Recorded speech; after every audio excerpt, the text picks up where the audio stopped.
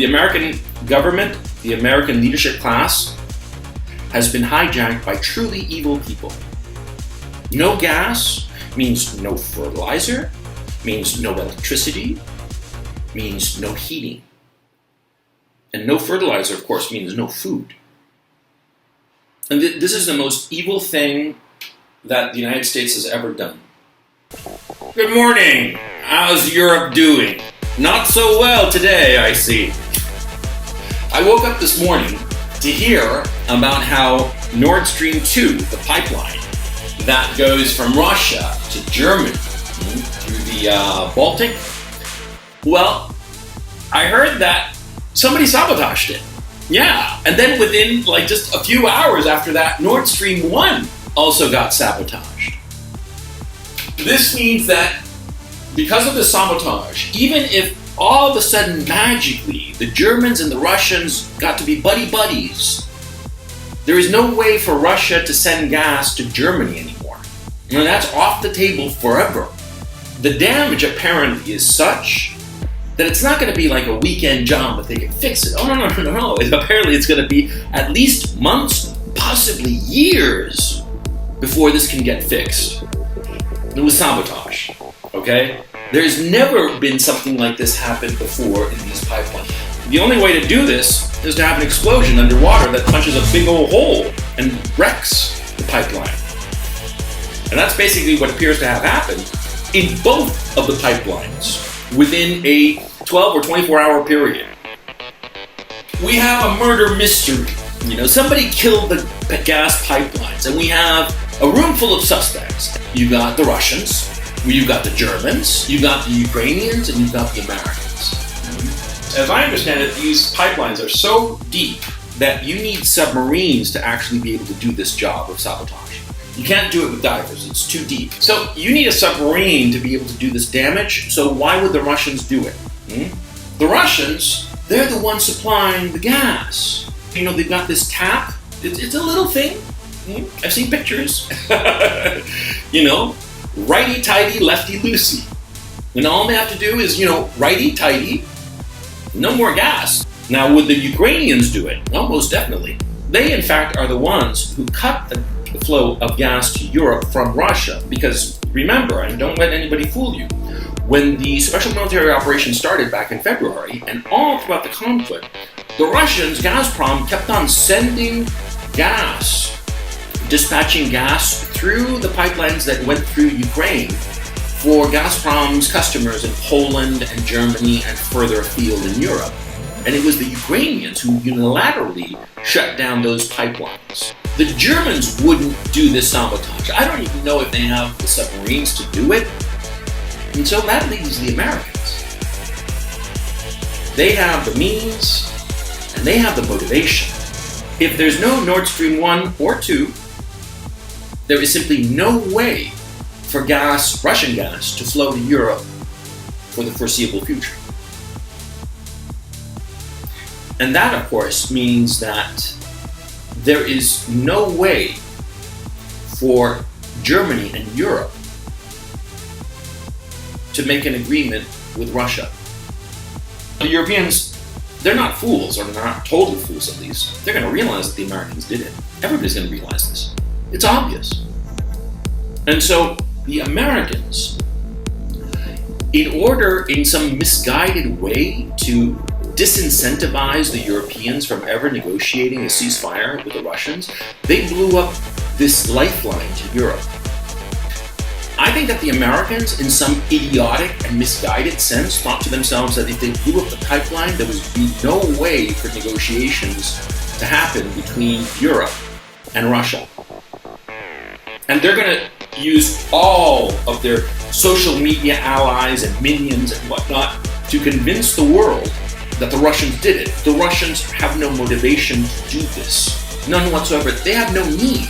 Because like I said, righty-tighty, lefty-loosey. The Americans did it, and by doing this, they have killed the European economy. This is the American declaration of war against Europe. They want Europe to suffer. And I'd always thought to myself before this moment that the Americans were basically just thinking to themselves, we want the gas from Russia to Europe to stop because it'll help put pressure on the Russians. I never truly thought to myself that the Americans would be so cavalier and so evil, and I don't say that word lightly, that they would be so evil and cavalier as to try to deliberately kill the European economy. The Americans did it because they have the means and motivation to do it. And that means the European economy. And what does that mean? It means that the people of Europe are for sure not going to have any gas during this coming winter. No gas means no fertilizer, means no electricity, means no heating. And no fertilizer, of course, means no food.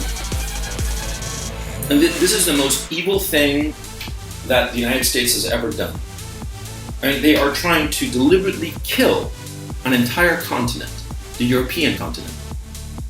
They are deliberately trying to do this. There is no other way to look at this. There's no other conclusion. It's not merely that they were trying to twist the arm of the Europeans to ensure that they stayed on board.